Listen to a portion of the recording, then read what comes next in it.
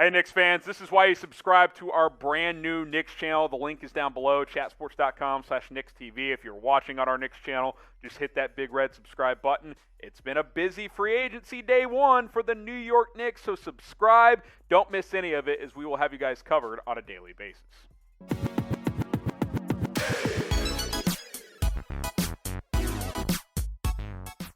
Harrison Graham and Chase Sr. continuing to break down what's happening for the Knicks during NBA free agency, and a couple of big contracts have come through in the past half hour or so. Let's start here, Chase. Evan Fournier, who got traded to the Celtics mid-season last year from the Magic, he signs 4 years, $78 million with the New York Knicks. I like it. It's a lot for a guy of Evan Fournier's capabilities and his caliber, but what is Evan Fournier? I'm not going to go as far as to say this guy is a walking bucket, but consistently, night in, night out, this is a guy who's going to be able to give you 16 points per night. He can shake you down and get you loose off the dribble. He can get to the cup. He can also stretch the floor, and he's somewhat of a consistent knockdown shooter from deep. Last year with the Celtics as well as the Magic, he shot 41.3% from distance. Yep. So for the New York Knicks, I think what they're doing is very smart because they wanted to go star hunting in NBA free agency, but Chris Paul went back to the Suns, Mike Conley went back to the Jazz, Kyle Lowry in that sign and trade goes to Miami. So the Knicks have pivoted, in my opinion, in a very smart way. They brought back Alec Burks. They re-signed Nerlens Noel. They signed Evan Fournier. We're about to get to Derrick Rose. I think all of these moves by Leon Rose are smart. Maybe a lot for Evan Fournier, maybe a lot for Derrick Rose, but I think all of these players contribute in different ways, and it makes this Knicks roster intriguing from the sense that it's very well-rounded. There's not many gaping holes or weaknesses, and all of these guys have different skill sets. Look, the Knicks really needed more three-point shooting. That was evident in that series against the Atlanta Hawks. Fournier can flat-out shoot the rock. He can shoot it. It's an overpay, but I think it's a good overpay if you are the New York Knicks. You alluded to it. Derrick Rose, 3 years, $43 million. This is probably in that overpay category as well, but let's call a spade a spade. Derrick Rose became the Knicks' number one option in the playoffs last year. He was. You don't want him to be that, but you were going to have to pay him to bring him back.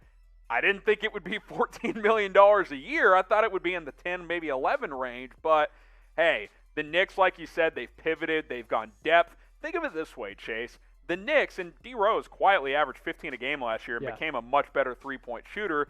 The Knicks basically said, okay, let's bring back our key free agents and add Evan Fournier. If their core players play as well, if not better next year, that was the 4 seed in the Eastern Conference. I think there's some projection going on here, but if Randall takes another step, if R.J. Barrett, quickly, Obi Toppin, you get some of these key vets back, you add Evan Fournier, this could be the 4 or 5 seed again in the Eastern Conference, contending for a playoff run next year. Not a title necessarily, but a top 4 seed in the East could be possible for the New York Knicks. And I think that's the big takeaway for Knicks fans for a long time, too long, because when the Knicks are competing, when they're good, when they're a quality team, the entire landscape of the NBA is much better. But for far too long, given that they're in the number one media market, they were irrelevant. You're not going to be irrelevant with this team that is deep, well-rounded, with some of the young pieces on this roster. And here's the thing, you're still equipped with some of the draft capital as well as the young player assets to maybe make a trade for Damian Lillard. I'm not sure if it happens in the offseason. Maybe it happens leading into the NBA trade deadline. But for Dame, if you do trade for him, now he comes to New York on a roster that has a bunch of different pieces that kind of make sense around a player like that depending on what you give up.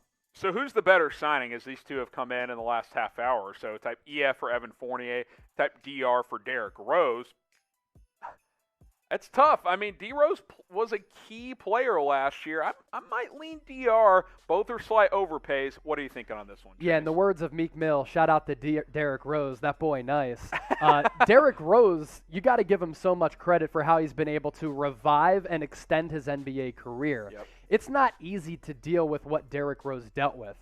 Number 1 pick out of Memphis, ends up becoming a star. He's an MVP of the league. He really was Russell Westbrook before Russell Westbrook. This guy was a human highlight reel. And then he gets zapped with all of these injuries, and he wasn't a good three-point shooter back in the day. But as he's changed his game, and tweaked his game. He's evolved, and that's why he's able to earn this big payday, because he's still a guy athletically that can jump, he can leap, he's a good athlete, he's got some explosiveness. Is he the athlete, and does he have the explosiveness that he had with the Chicago Bulls? No. He can still get to the cup, though. He still has a handle. He can play the 1 or 2, so there's some positional versatility. And last year, he shot a little less than 39% from distance, and there's a lot of value in players who have all of those skill sets. Also, from a character and leadership standpoint, on a roster that does have some young pieces, Derrick Rose, that's a big reason why Tom Thibodeau loves this guy. So with the Knicks lineup projected going into this upcoming season, maybe it's D. Rose at the 1, Evan Fournier at the 2, R.J. Barrett can play a little guard or wing, Mitchell Robinson down low, Julius Randle. I like the makings of this roster. And then off the bench, you have Nerlens Noel, Emmanuel Quickley, and Alec Burks. That's a solid team. Maybe Quentin Grimes gives you some minutes as a rookie. Miles McBride, Rokas Jakabitis as a backup point guard. Obi Toppin. You figure he'll take a leap in year 2. Look, you don't have stars, but you got a ton of depth. I think you're in a decent spot as this rebuild continues for the New York Knicks. So grade the Knicks' moves so far in NBA free agency. Type A, B, C, D, or F. It's not flashy, Chase, but I think it's like a B-. I think overall it's above average. Solid B grade, because again, you wanted to identify stars. They couldn't sign those weren't stars. Available. So what do smart businesses and smart organizations do? They have a plan B. They rerouted, they went to plan B, and they've been able to fill out a roster in a deep fashion.